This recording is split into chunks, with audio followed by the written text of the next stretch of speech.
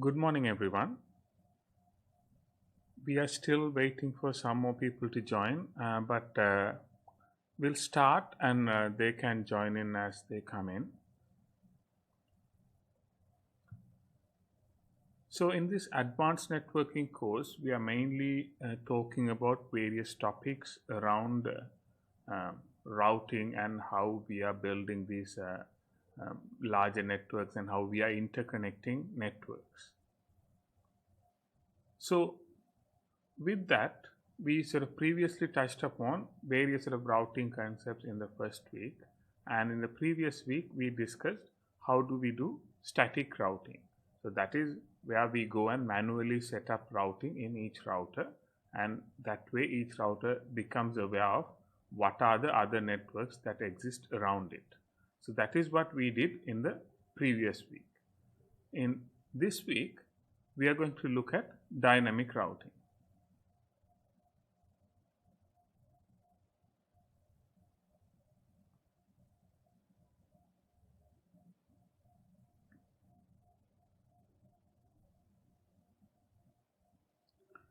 So with dynamic routing, what do we have is it has the ability to share the information with each other. So each router will have the ability to share information about each other, and that way they are going to learn about what are the other existing networks. Say for example, if there is a particular router that knows about a certain network that it is connected to, it may share that information with other routers so that now they are also aware of that existing other networks. So they do this by sharing what is called a router forwarding table. So the router forwarding table is the table that we would create even if we are setting up routing manually. So when we are doing static routing, we would set up router forwarding tables, and in this case these routing protocols will share them automatically.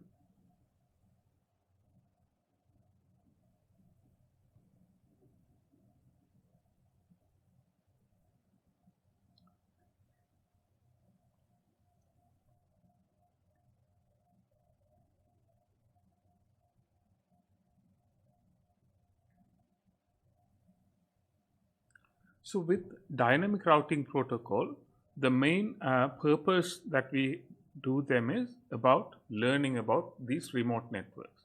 So each router is going to learn about networks that it is not directly connected to. Say for example, if router 1 is connected to some networks, router 2 is not directly connected to those, but that information will be passed on to router 2 through some updates. Similarly, if router 3 is connected to some other networks, router 1 will in turn may receive that update about what other routers are around there. And by sharing this information automatically and sharing that information repeatedly, so like it is not that they share it once, they will continuously share when there are changes, then that whole network will, all the set of routers will also have up-to-date information. So what do we do is, instead of like setting up routing at once and then not doing anything as we would do in static routing, here routers themselves will talk about if there are any changes happening in the network. Say for example, a network becomes not available, a new network is added to a particular router. Say for example, if we connect a new network to router 2, if it is static routing, we will have to go and manually set that up in router 1 and 3. Whereas in dynamic routing, that information will be automatically shared. Then by sharing this information automatically and sharing what is the up-to-date information about existing routers and networks, these routers will be able to come with the best routing path to a particular destination, because now they know about all the existing networks and all the active networks, not just the network that existed when the network was created or the routing was created. They are up to date, so they know about all the active networks that can be used currently, and based on that information they may be able to come up with a suitable routing path to any particular destination. And if, for example, a particular routing path becomes unavailable, so that is disconnected for some reason, then it may find an alternative way to route through. So, for example, if this path becomes unavailable, router 3 may now connect through this path, because now it learns about that problem and it gets updated with what is the new available information.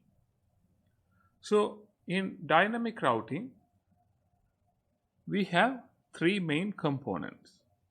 So, first one is the routing table or the database, the basic the forwarding table. So, that would be the main one, that main data structure, that will be there, the underlying data structure that is going to store all the information about routing.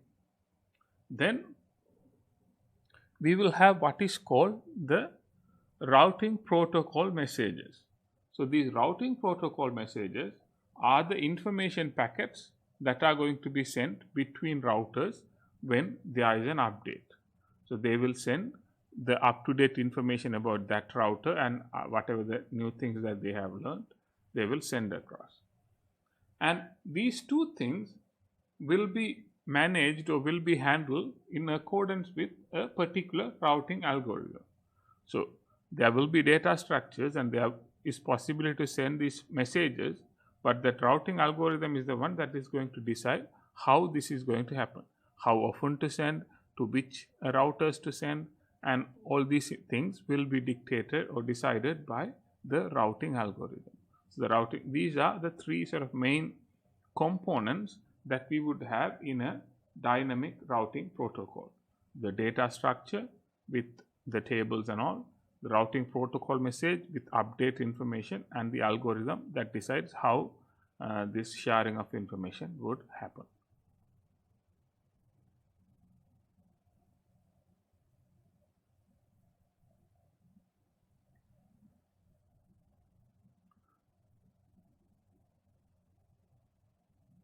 So, if you recall what we studied last week about static routing, so we identified that we can use static routing when we are having smaller networks. So, the routing table is small and there is not many networks, so then we can use static routing, because we can easily set up that, and even if there are changes, we can only need to make changes in few routers, like 2 or 3 routers is what we need to change. Or we can also do that for, say, in stub networks, or what we identify by stub networks is that are the networks at sort of the end of a pipeline. So, if a number of routers are interconnected, stub network is the one that is at the end. It is connected to no further routers. It is only connected to routers in sort of one direction. So, in that type of a network also, we can use static routing, because there is not a lot of routing. Every traffic will have to go to a single destination. So, again, in that case also we can use static routing. And also we will use static routing even when we are using dynamic routing. We would still use static routing to set up the default route. So, default route is the one that we would say when everything fails or when there are no other matches or anything, the default route is where the packet should be sent to. So, that default route we would again set up as a static thing, because that is the default. It is not something that is learned. So, those are some of the use cases why we would use static routing, and in some of these cases you would see that we may still use static routing even when we are using dynamic routing. So, even when we are using dynamic routing, we would still use static routing to set up the default route.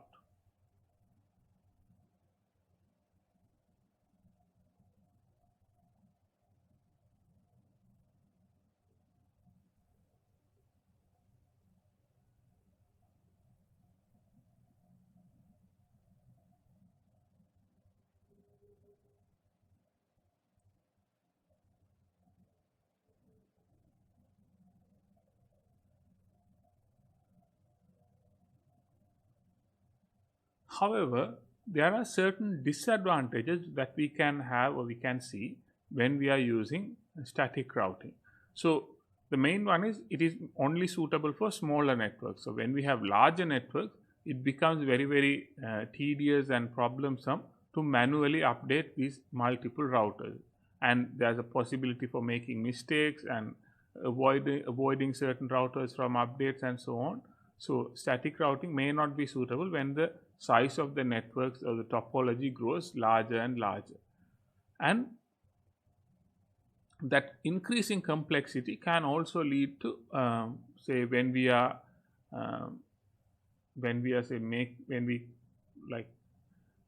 try to do certain things with sort of advanced requirements, again that will be even more complex in sort of larger networks. So in that type of reasons, static routing may not be suitable for us.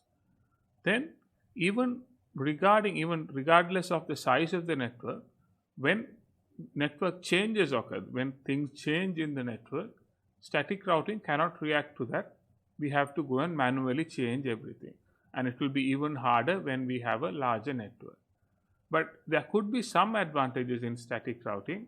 So that is like, say, we don't need a lot of resources because there's no sort of learning, there's not a lot of sharing of information and so on. So it could be a simpler solution in certain applications, but in a lot of larger sort of enterprise applications, it may not be the most suited solution. So we have to, it's not that static routing is bad and dynamic routing is good. It is more about what is suitable for what purpose, and based on that we will be able to decide whether we want to use dynamic routing or whether we want to use static routing.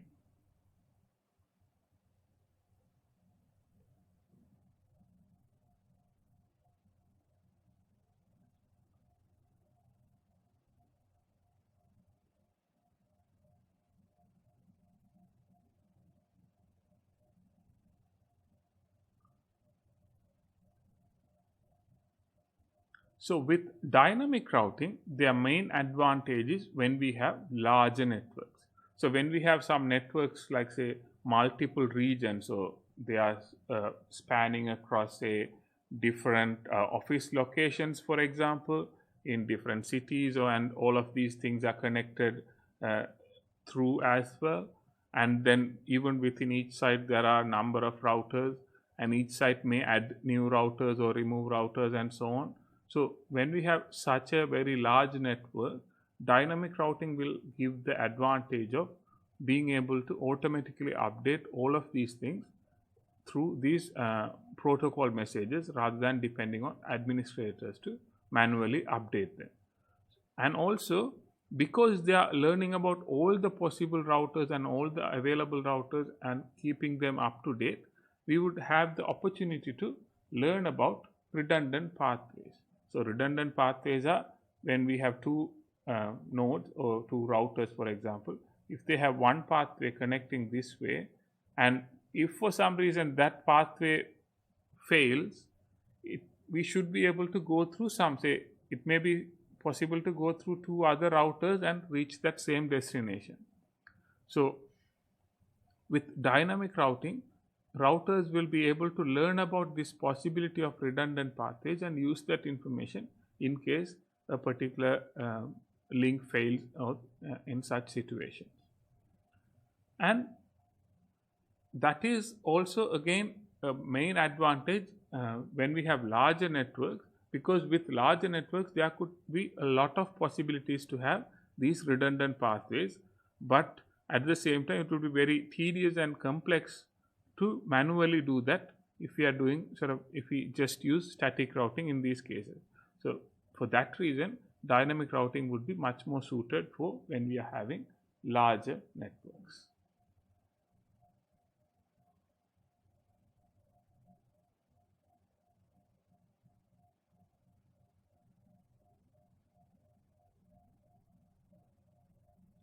But even with dynamic routing, we would still have some advantages and disadvantages. So again, as I said, it is not that one is good and one is bad. There are certain advantages and disadvantages to both approaches, dynamic and static routing, and we would have to make a choice based on the given application. So they are good for larger networks and all, but because they do this automatic learning and all these things, they become much more complex to implement because they are not simple. So we may need certain level of hardware resources and so on to actually implement them. And because they share this information automatically without any intervention from administrators, it may be possible that they become less secure. So how that could happen is, say if one router is compromised and now that is sending updates that are wrong, other routers are still going to learn from those wrong updates, and that may lead to certain undesirable outcomes.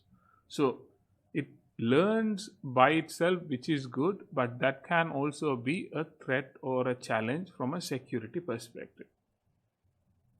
And the direction of route or the path of routing can change, and it may be something not desirable in certain environments.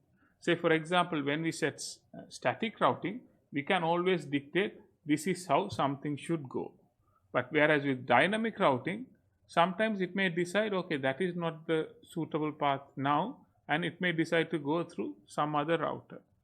And that is something that we may not want to happen. We may want to keep this route fixed. We want to keep a particular path for a particular type of network traffic, but the router may, a dynamic routing protocol may inform the routers of other alternative paths, and routers may choose those paths for various reasons.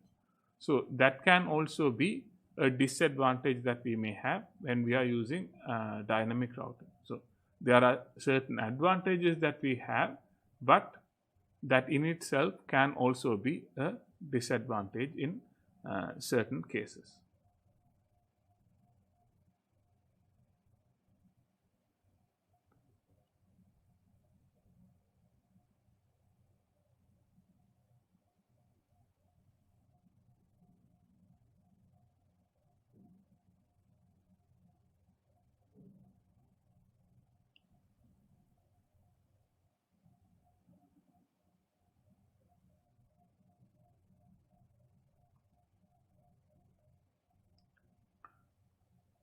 So now, before going into discussing few dynamic routing protocols, are there any questions in things that we discussed so far? And again, I am sure these are things that you have briefly covered in the past. So hopefully you remember those things. So this is not all new information.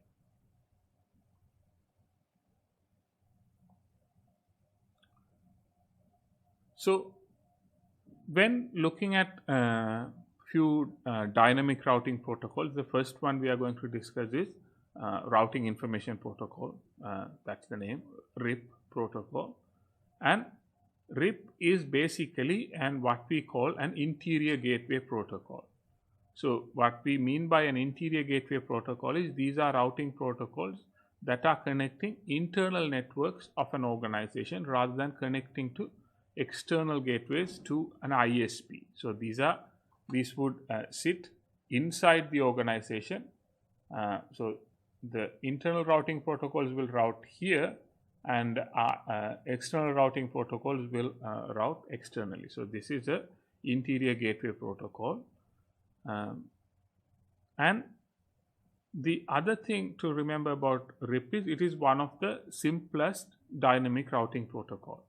So what it does is it basically, each router takes its own routing table. So each router will take its routing table and send it across to other networks, so other routers. So its whole routing table is sent across other routers. The problem is, say if we have about say 5-6 routers, then that routing table is, and 5-6 networks, then that router is only going to have information about 5-6 networks. So at that time, it is okay to send that table because that table will be not that large. It is going to have only small number of entries. Say if our routing table increases, we have large number of networks interconnecting and so on. In such a scenario, sending the whole routing table as a broadcast message through the network may have bad impact on how the network is behaving. It is not a suitable approach there. It is a simple way because like routers don't have to do any processing, any sort of complex processing in terms of figuring out what information to share. They will say, okay, this is the routing table I have. I'm sending the whole thing to you. You do whatever with that. So, and when they receive this whole routing in tables from other routers, then they have to go through the whole thing and figure out what information they already have and what information is new. So that is a sort of a disadvantage or sort of a problem with this approach because it is sending everything and that may not be desirable all the time.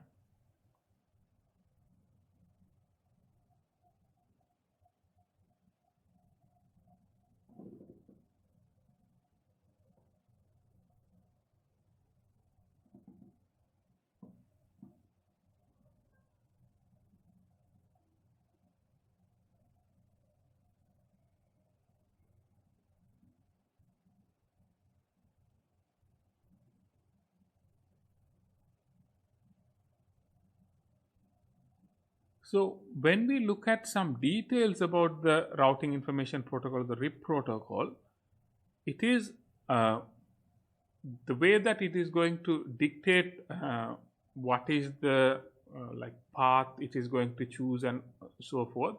It is going to use what is called the routing matrix as the count hop count algorithm. So what that is, it is going to count what is the number of routers that are between two routers. So this router has to pass through one more router to reach this router. So that is what we identify by hop count. Then RIP protocol was further updated as RIP version 2 and again it was updated to cater to sort of larger network environments, but still it is still a fairly older protocol and it may not that suitable for larger networks or sort of present day larger networks. It was developed for the larger networks sort of years back, but things have changed significantly since then, so it may not that suitable still.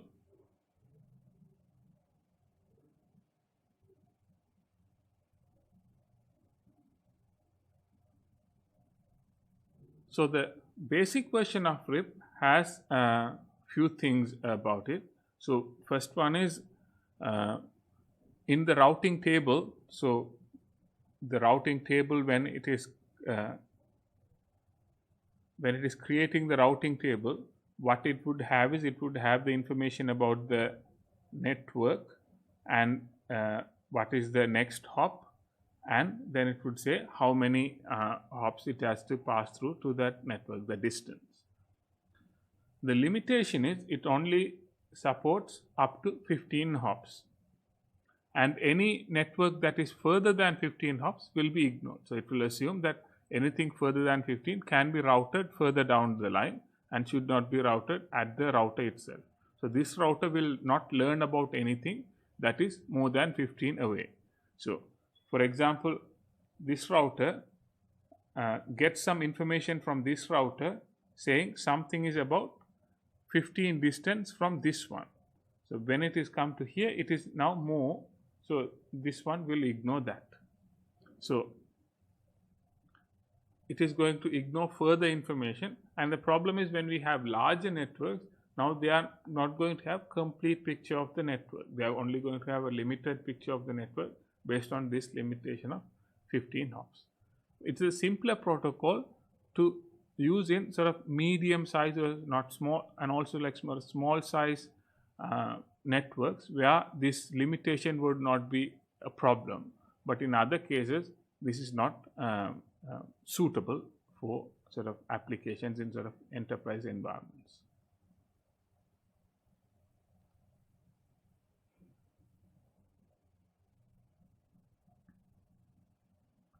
And when we say a distance vector protocol, what do we mean by distance vector? It is a way to indicate how far another network is.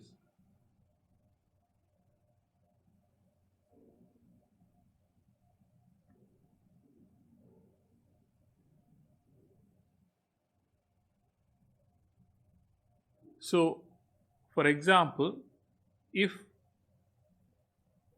these are the three sort of locations that we have and they are connected this way, so the immediately connected one would be one hop away, and so if something is connected across, then that could be added, the distance could be added together. So the distance is between these two devices, and that can be added together to find out what is the distance between the remotely connected networks. So we will learn about, say, for example, Chicago would identify as Dallas as the one hop distance, and when it shares that information with New York would learn Chicago is one hop, and from Chicago Dallas is one hop. So now New York will say Dallas is 2 hops away. So then in the network table of New York, it would identify Dallas as 2 hops, Chicago as 1 hop. So likewise, Dallas would identify New York as also 2 hops. So that is basically how we would identify the distance in a RIP protocol. So we would identify how many hops of networks are in between this router and the other network.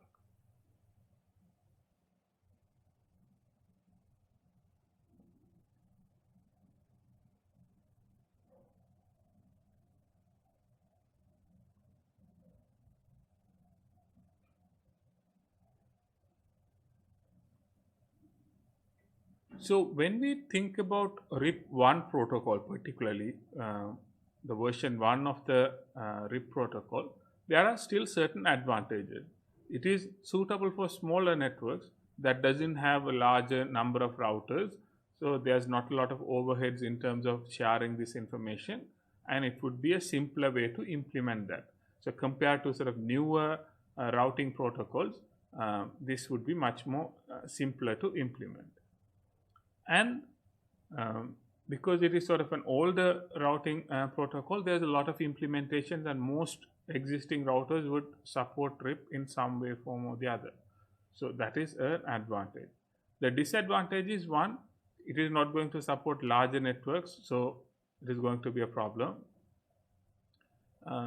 Then when we have larger networks, that routing update table is going to be larger, that could be a problem. And it is going to be other sort of problems is like it is going to only support within sort of sort of a particular sort of subnets. So subnet routing is going to be limited to that. There's no secure mechanism, so any routing information is sort of broadcasted. So anyone that is able to receive that broadcast message will be able to learn about everything about that router, or rather routing table. So there's no sort of secure mechanisms. So because it is developed from a time where we didn't have significantly larger networks, it sort of has these inherent limitations, and that's why we may want to go for other routing protocols that are sort of solving and addressing some of these disadvantages and shortcomings of RIP1 protocol, or version 1 of the RIP protocol.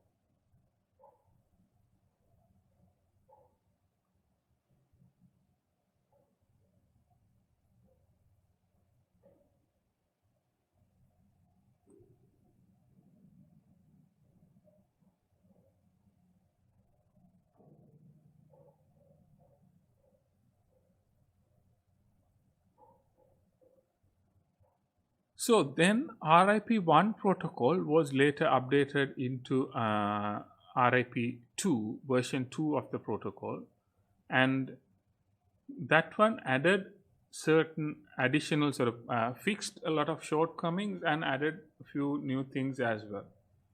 So here what happens is, one, now it has increased the number of supported routers to more than what was there in RIP1, and now it supports subnet routing. So variable subnet subnet sizes can be there. It supports authentication, CIDR aggregation. We'll look at some of these later as well.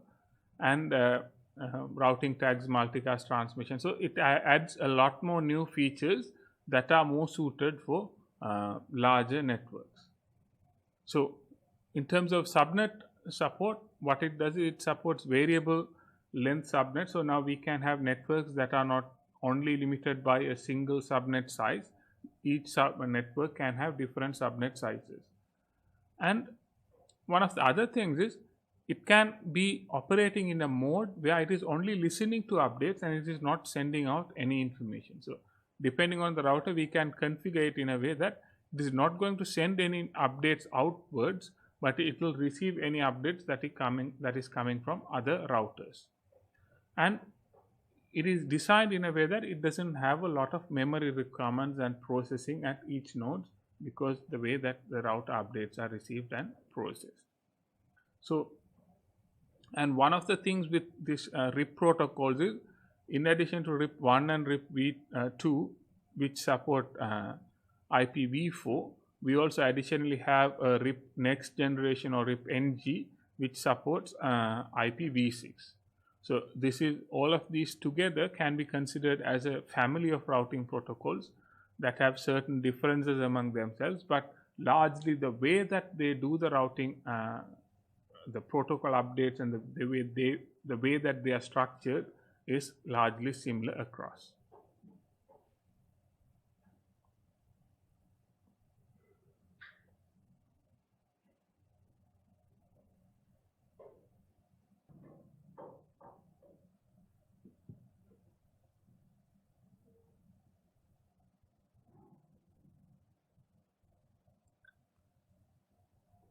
So now let's briefly go through some of the commands that can be used for configuring RIP.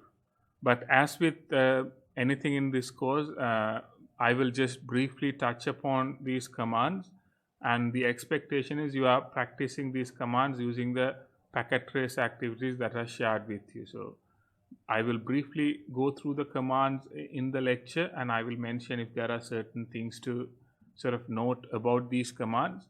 But other than that, for each of these, there will be relevant packet trace activities within the resources shared on LMS.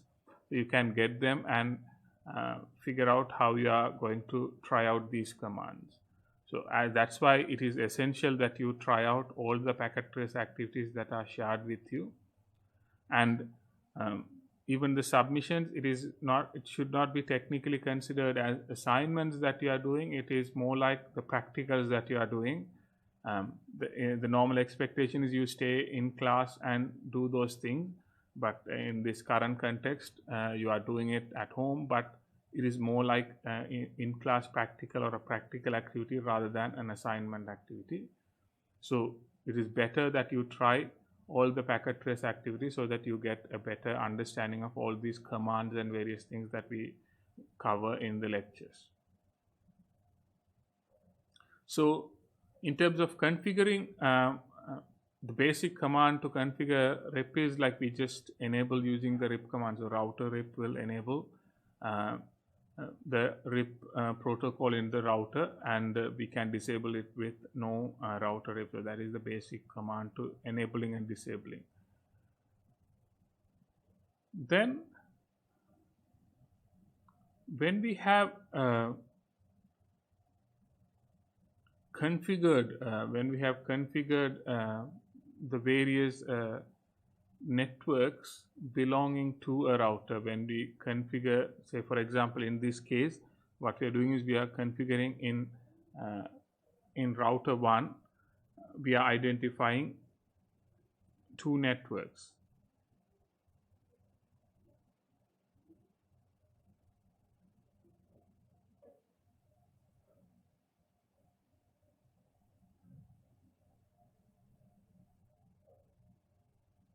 So we have the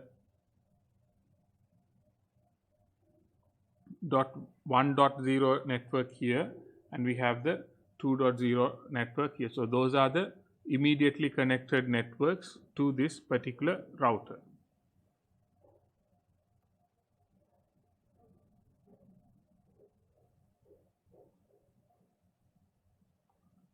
then what happens is this router 1 will generate an update with the information about all the things that it is directly connected to. So then that information will be shared across as a broadcast message, and the frequency will be by default set to 30 seconds. And one of the other things to remember about RIP v1 protocols is they are classful protocols. So what do we mean by classful protocols is classful routing protocols will not include a subnet mask as part of their protocols. They will not send a subnet mask with the updates, and they will assume all the networks will use the same size subnet mask. So the subnet mask will be common across the whole network, so they don't have to send any subnet mask updates when they are sending this.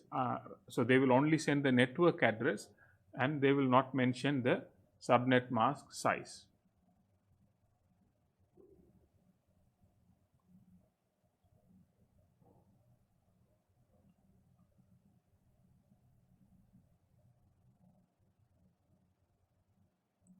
So then when we have configured routing RIP1 protocol, and when we let the router to go through its processes in sort of sharing the information, then we can go and see whether it is working properly. So the way we can use couple of commands to check that. So the first one is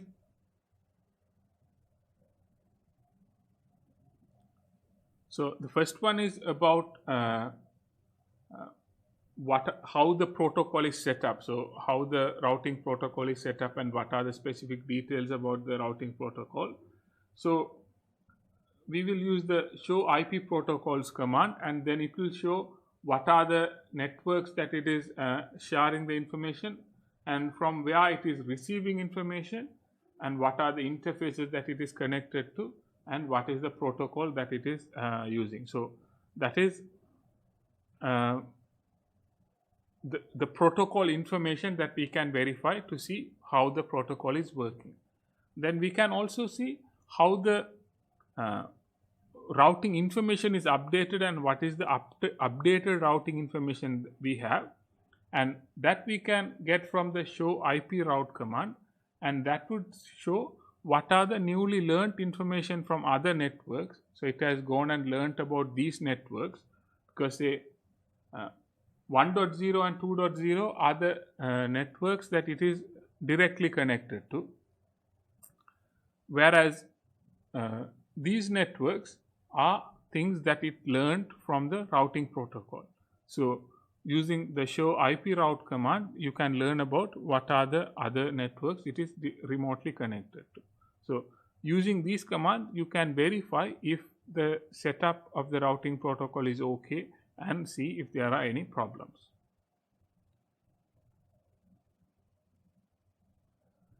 Then if we want to use the RIP version 2, then the way that we do that is we go into the router. So we first enable RIP, and then we go into that configure command, and then that's where we can specify the version 2 there.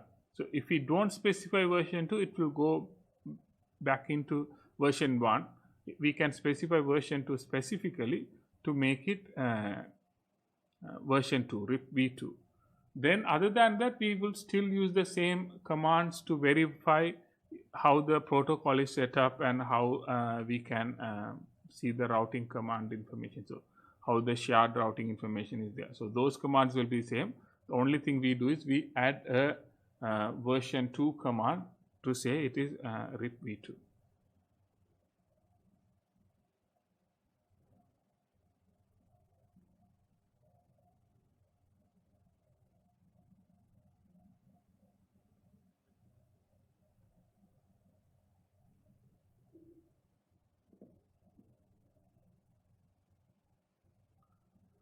So one of the features of RIP v2 is it is able to summarize network updates across boundaries. Say for example, if across this boundary it can summarize these all the networks, these things are connected. Say for example, there could be, let's say, 5 different networks. It may be possible to summarize 5 different networks into 2 different networks, because we can combine the subnets and so on and combine them and summarize them into different networks. So if you don't want to do that in RIP v2, then what we would do is we would issue the no auto summary command. So if we don't do that, it will use auto summarization, which may be good or not good. But if we don't want that to happen, we would use no auto summarization.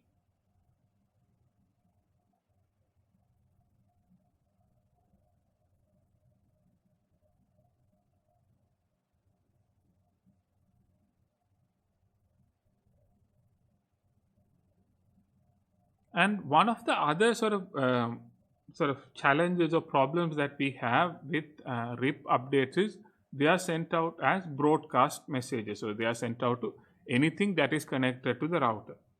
But when we think about it, these routing updates are only needed for routing other routers, because say, if you are a computer connected to a router, you don't need a routing update because there is no use for you with the routing update. It may not even be suitable. It may affect the bandwidth and so on. So it is not something desirable. So what we can do is we can specify what are the interfaces that are connecting to other routers and what are the interfaces that are connecting to users or other nodes. So for example, if we take this router, this one is connected to a node, so we may not want a routing update there, but this one is connecting to another router, so we may want a routing update there. So what we can do is we can go and specify a particular network as a passive interface. A passive interface is something that is connecting to a node that is not a router. So if it is connecting to a router, we will call it as an active interface because it's an active component. So we would specify, say, G0 as a passive interface, whereas the other ones will be mounted as active interfaces.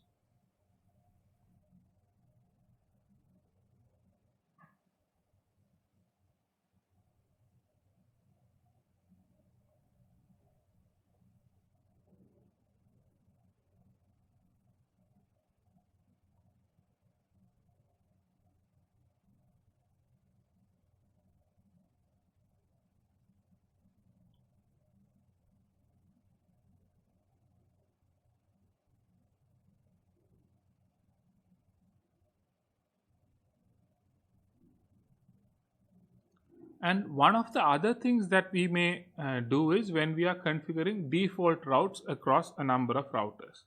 So in this scenario, what we have is we have 3 routers, and these routers are connected across a number of networks here locally, but then router 1 is the one that is connecting to the internet. So router 1 is connecting to the internet, the others are connecting internally as sort of local networks. So in this case, any router or any network can only reach internet through router 1. So in a way, any traffic that is not matching to internal networks have to be forwarded through router 1. So the default route outwards is going to be from router 1. So in router 1, we would specify that default route because we need to specify anything that is not belonging to the local network to be sent to the internet through outwards. So in router 1, we would configure that. Then we can also have that information, have that default route information shared with other routers, so they also know how to reach the other networks. So they also know about this existence of a pathway to reach other networks. So they also use the same default route. So what we can do is we can go into router 1 and we can specify that the default route information is now shared across. So we would issue the default information originate command, and that would say this information is shared across other routers as well.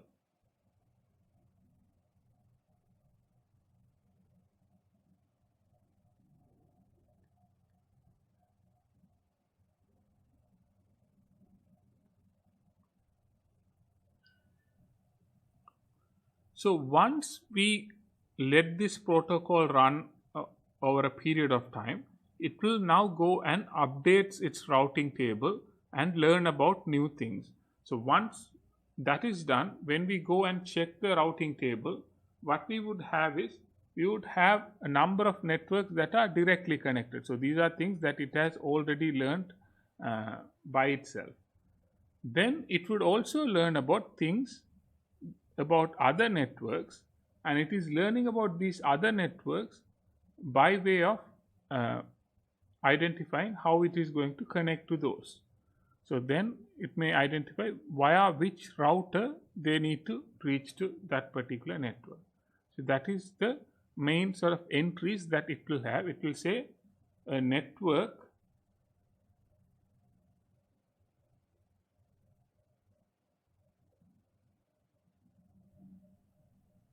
and it will say a gateway or through which a router through which it needs to connect to.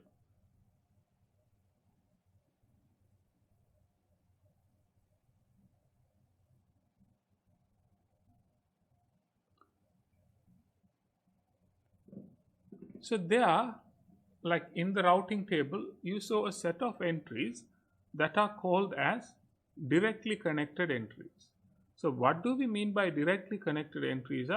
These are the networks that are attached to that particular router directly and not through any other router. So you can directly reach those networks from the router itself. So if there's a network and that is directly connected, so now you can just contact with that particular network using that particular interface that it is connected to. So for any directly connected destination network, we will also identify an outgoing interface.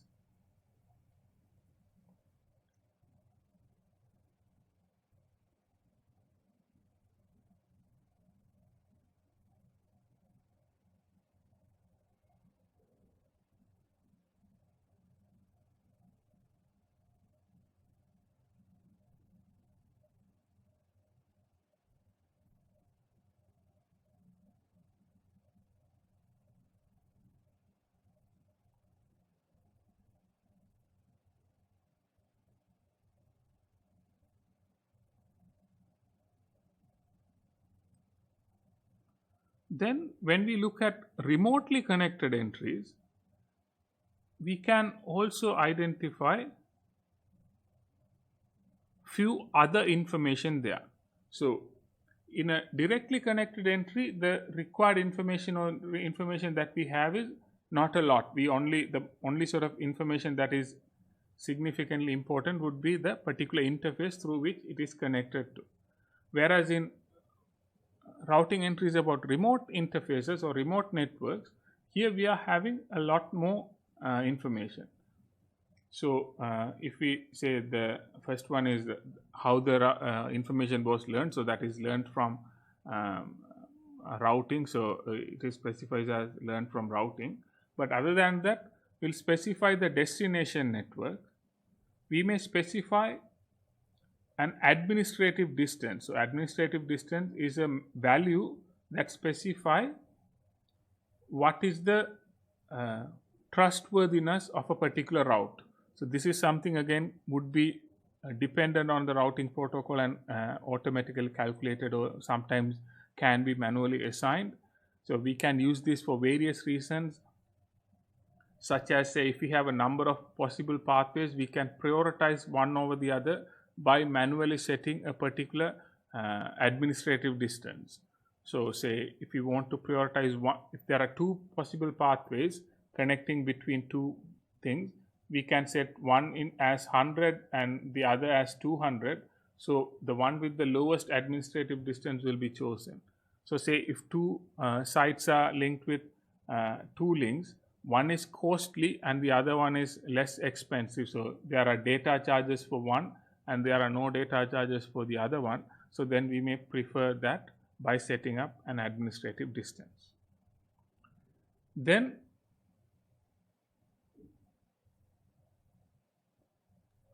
we would also have a metric value. Again, For each remote network, we would assign a metric value and we would prefer the lowest metric value there.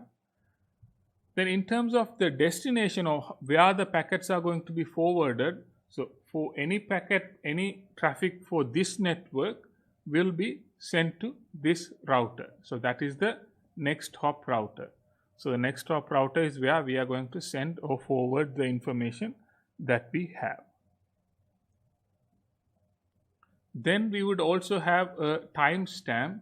The timestamp is about when the router update was last done. So if we receive a new update and that is a newer timestamp, we will update this information. If an update is received with an older timestamp, we will not update this information and we will assume we have the latest information.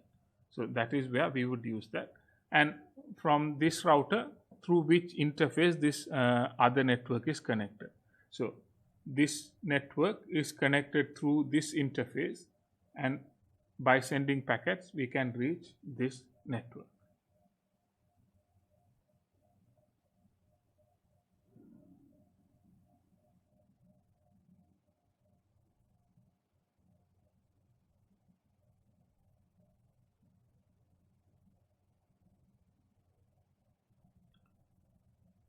So when we take IPv4 routes, we can identify them into a number of categories when we talk about these dynamically learned IP routes. So a router can learn a number of different routing entries, some of them learning, some of them directly connected. And when we talk about these learned routes, we can categorize them into a number of categories, such as ultimate routes, level 1 parent routes, and level 2 child routes. So ultimate routes are routing table entries that have a particular next hop IP address or next hop IPv4 address or an exit interface. So these are either directly connected networks or could be dynamically learned. But the main thing is they have a next hop IP address, next hop IPv4 address or an exit interface. So both these cases can be considered ultimate routes, because for these routes we know exactly where we need to send the packets to. So that information is already available with us directly.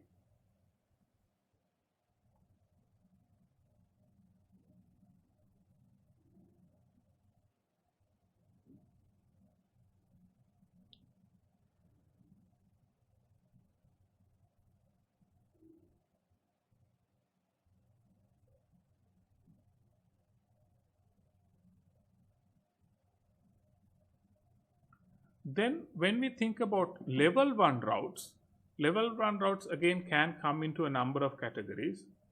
So we can have, say, an IP address or a level 1 route that is matching to a subnet mask that is equal to a classful mask.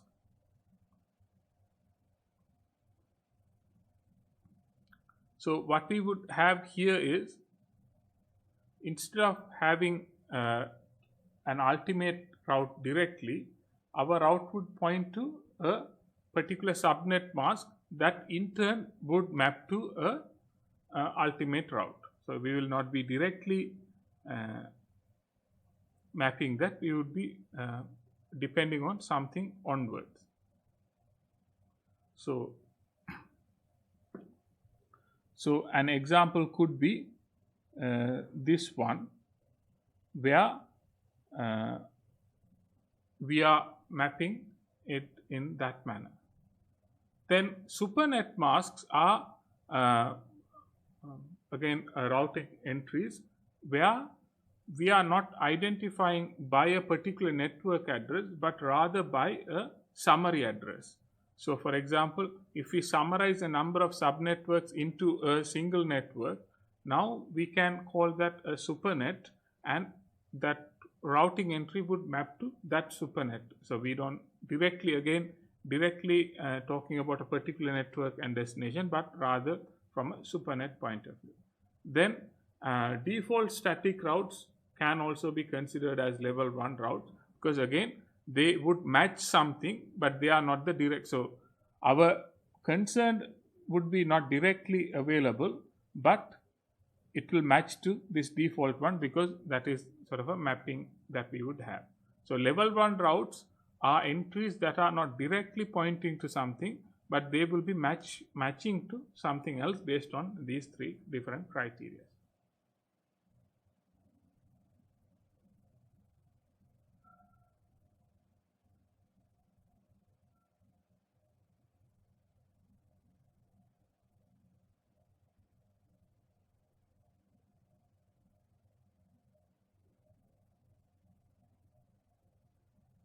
So this is how a level 1 parent route would be.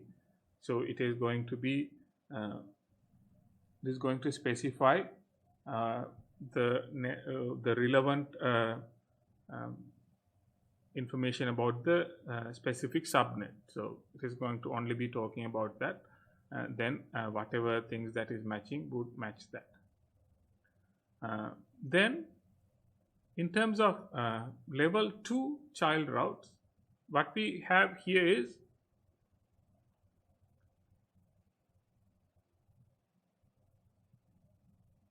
here we would have a classful subnet address.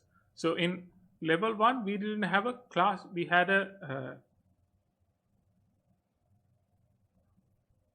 we didn't have a particular class specified in our entry, whereas in level 2 we are specifying, or we would be able to identify the particular class, or we would be able to specify the particular class in the route itself.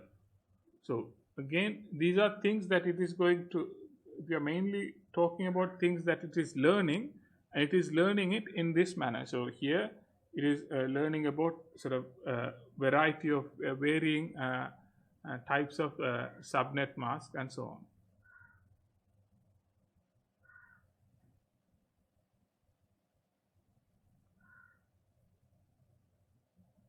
So with these different types of routing entries, what we can do is, or what a router would do is, a router would first try to match if there is a level 1 ultimate route available. So if there is a level 1 ultimate route available, it will use that. Then if there is a level 1 parent route available, then it will go and see what is the child route, the subnet routes for that particular parent route, and see if there is a match there. So if there is a directly level 1 ultimate route, it will be routed through that. So that route path would be chosen. If it is a level 1 parent route, that is what we have. Say if we have this parent route available, then we have to go into the child route and see if there is a the particular one that we want, if that is available, because the child routes are again going to be the one that are ultimately forwarding traffic. So if there is a match like that, we will use that. And then if there is no match for the child route either, then we will go to the any sort of default routes that we may have. So we would search the level 1 supernets and find out if there are any default routes. Then if there is any no further matching there also, now we would what we would have to do is the router will have to drop the packet. So the 4-stage process would be, we would first prefer to have a level 1 ultimate route, and we will try to match that. If that is not matching, then we will go for a level 1 parent route, and from a parent route point of view, we will see what are the child routes and see if there is a match in that. And if that is also not matching, we will go to a level 1 supernet or a default route to identify if there is a match there. And if there is a match, if there is no match there also, then the packet will be dropped at the router.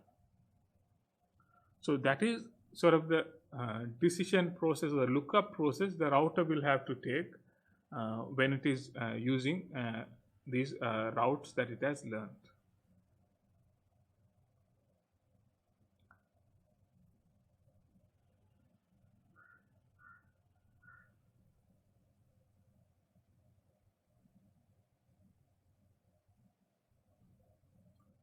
And when we think about routers, different routes, and if we have a number of entries that are matching different pathways of the different parts of the routing entries, so say we have multiple entries in our routes that we have available, and if it is going to match with a number of things, what we would want to do is it is going to match with the most longest of the paths, so the longest of the match.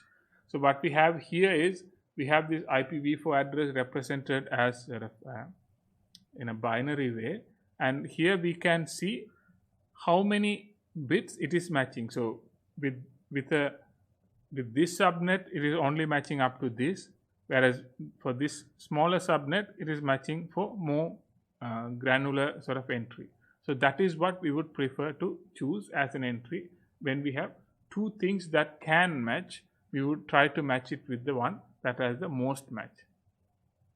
Because like what we would have is, in a hierarchical manner, this would also include this, but that would be a much larger network because it is sort of summarized into a larger network.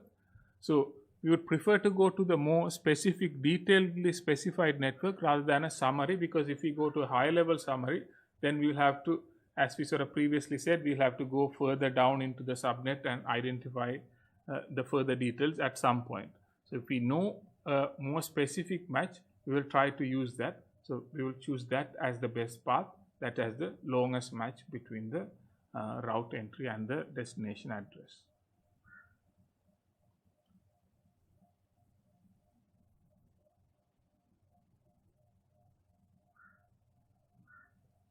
Then when it comes to IPv6, IPv6 eliminates a lot of these complexities in favor of having a fairly simpler sort of a straightforward approach.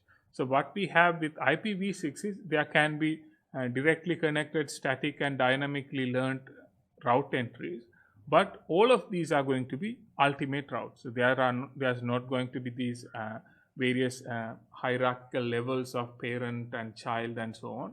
All of these are going to be ultimate routes, and they can be used for routing purposes in IPv6. So that is going to be a main difference between IPv4 and IPv6. And with IPv6, we can again see how the routing is happening in IPv6 using the show IPv6 route command. So with that, what we see is like, say, the route source, like from where the routing information was gathered. So it could be directly connected or learned. So then it would identify the network and the administration distance metric. Those things are similar. Then outgoing interface is similar. So in terms of comparing the entries between v4 and v6, they are largely similar, not a lot of differences, but the main difference is how they are specified in terms of the network. The structure is different and the subnet is included there as well.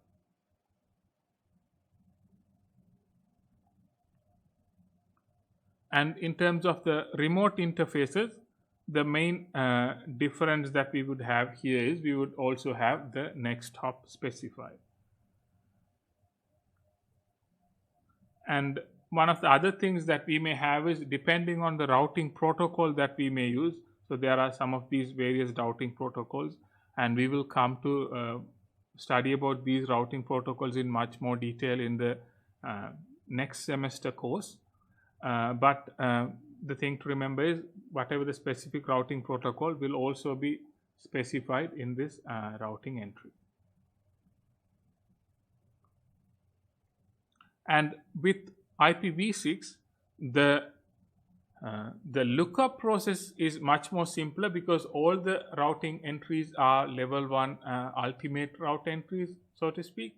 So it is just going to match with any of them, and if it is a match, then that is the it will still do the longest match. But if it is matching with that, then that's all it needs to do. It doesn't have to do any sort of secondary matching and so on, like it may have to do in IPv4. So in terms of the practical activity, this is the one that you will have to do from a submission point of view, configuring a RIP v2 in Packet Tracer. So then, other than RIP, there are still other routing protocols. So when we have much larger networks, we said RIP is not a suitable routing protocol in that case, but there are number of other routing protocols. So things like Open Shortest Path First or ISIS or IGRPoE, IGRP. So these are a number of different routing protocols, and we will study about these routing protocols in the next semester course, as I mentioned. But maybe something to remember here is all the routing protocols can be categorized in number of categories. First one is based on whether they are IPv4 or IPv6, because most of them will have a IPv4 version and an IPv6 version. Then we can categorize them as interior gateway or exterior gateway protocols.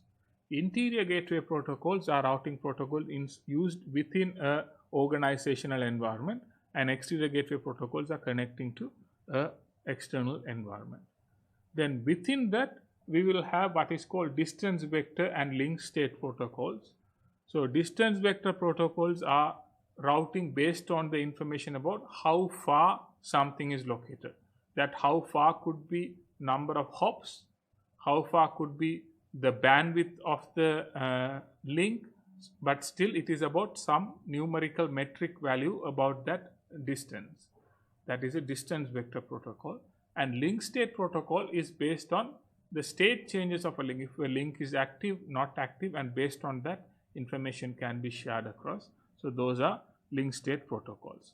So again, we will study about these in more detail in the coming course, but just remember there are a lot more variations of routing protocols beyond RIP and RIP-v2.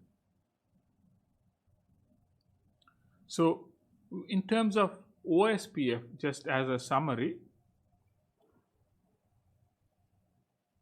what it has is it would identify a particular router as what is called a designated router. So it would identify as a particular router as the designated router, and any router that has any information changes. So say if this router is connected to a number of links, so if this router is connected to a number of links and one of these links is disconnected, so what it would do is it would send that information across to this destination router or this designated router. Then similarly, the designated router may receive some information and may also learn about these things, any directly connected router disconnected. So then once this one is able to learn about these things, that will notify all other routers about any changes. So instead of every router trying to inform every other router, so in other ways, like everyone is sending updates to everyone else, everyone sends updates to a centralized designated router, and the designated router will summarize that information and send updates only to the routers that need them. So it is sort of centralizing the process through a designated router, and then we are reducing a lot of overhead that we may have if we don't do that. So one of the things to we can remember about OSPF is it is a link state protocol. So what it does is it is based on a link connecting between two routers, and depending on the state of that, so if that link is no longer available, that is when it would update. It would use the information about that link as the parameter to define routing. So it would use that as the cost for routing. So the value, the numerical value for routing. And the advantage with this approach is that only the routers are informed, because routers are directly connected to one another and only routers are receiving information. whereas RIP would send as a broadcast information, and only updates are transmitted, whereas in RIP we were sending everything, the whole table. Here only updates are transmitted. And because we would send an update, say in the case of RIP, what we would do is, if we will collect everything, we will send every information in a periodical one every 30 seconds or so. Here we don't have to do that. We only need to send an information if something changes. If I am connected, if a particular router is connected to another network, and if this link is lost, then it will send out an update. If this link is active, then there's no updates to be sent.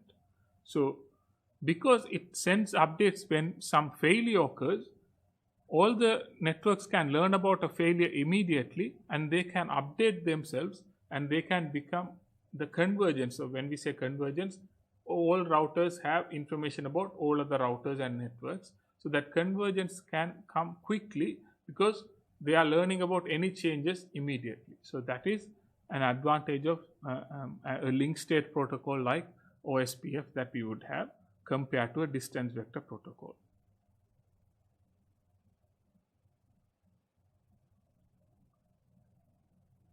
So when we compare between these two, like a RIP protocol or an OSPF,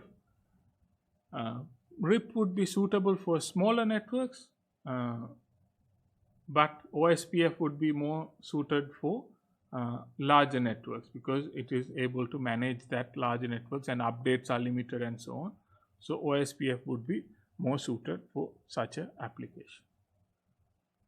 Then the other thing that we would have is what is called border gateway protocols. So these are another category of routing protocols that we would mainly use in terms of connecting two autonomous systems. So largely when we are talking about two organizations. So when we are connecting our organization to an ISP or our organization to another organization, we would have what is called these border gateway routers that are connecting, that are normally placed at the border of the organization from a network point of view, and then they connect outwards to other networks. So these routers would do routing based on that particular requirement, that particular need, and they will because their requirements are significantly different, because they may not need to send a lot of updates across, but they would need to have an understanding of, because like within an organization we can control what protocol we use and so on, whereas if two organizations are connecting, we need to have some standardized way of interconnecting these things. So BGP is such a protocol that is used to connect between these different gateways, and we would use that for this purpose, only for like connecting two autonomous systems organizations here. So those are some of the things that we would cover in terms of dynamic routing. So we can have various routing protocols, and we can learn about a bit more about these specific routing protocols later on. But the main thing to remember is here the routers are sharing information on their own accord, and based on that they are updating themselves and are able to come to a convergence of the knowledge of other networks connected through other routers. So that is basically all that we have to cover in terms of dynamic routing protocols. So are there any questions that you have in things that we have covered so far today?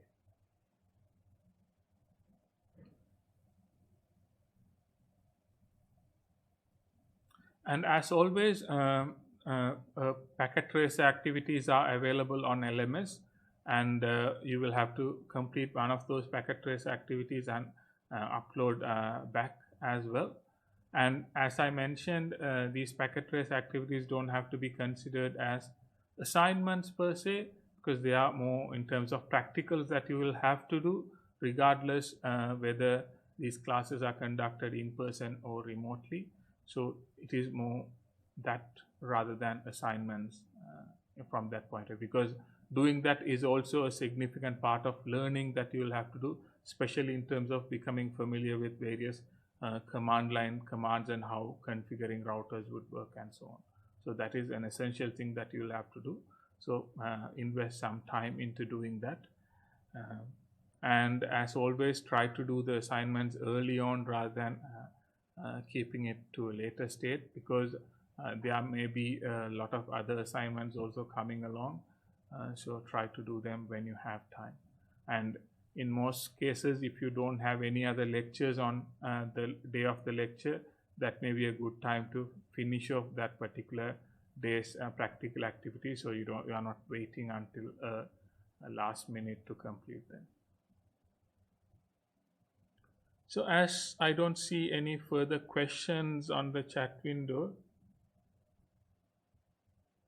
Okay, so there is a question about explaining about summary routes.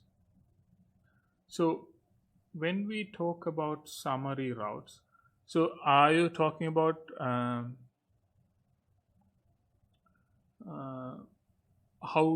how we would summarize? Okay, summary routes, what we may do is, give me a second, I'll get a screen.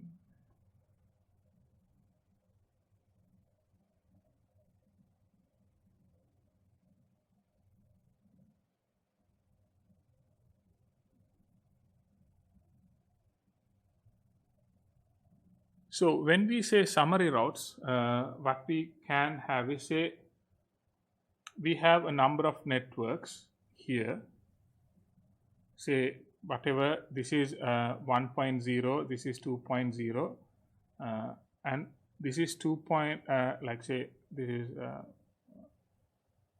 and 3.0 and 4.0. These are the last two parts. But before this, all of them are 192.168.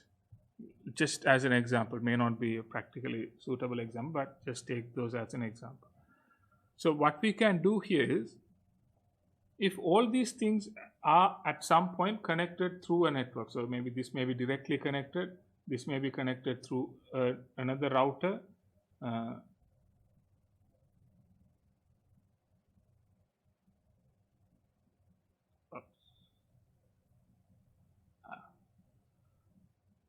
let's do that again. So we have few networks and they are interconnected either directly or through other networks. And from this router's point of view, from this router, it is connected to a 1.0, a 2.0, a 3.0, a 4.0. So this router is connected to all these four networks. So these are the network and it is connected to this.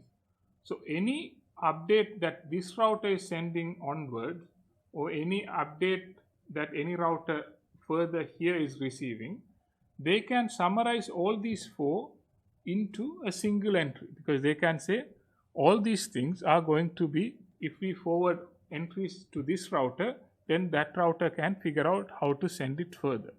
So this router will have only a single entry for say 192.168 and summarize everything else as 0.0.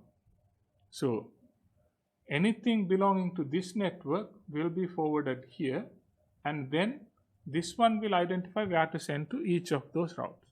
So from the starting point, this is where we would do the summarizing.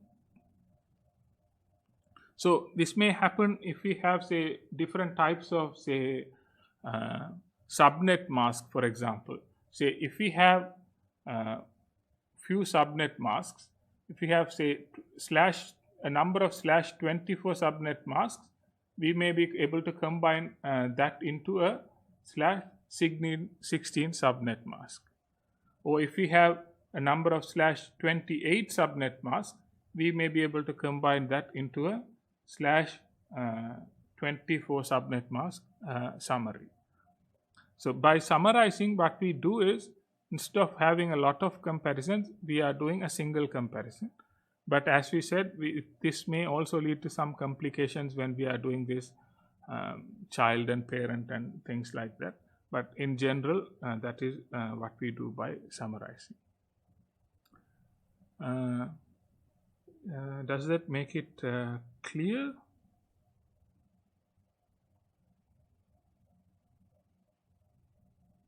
Okay, great. If there are no other questions, we will conclude for the day.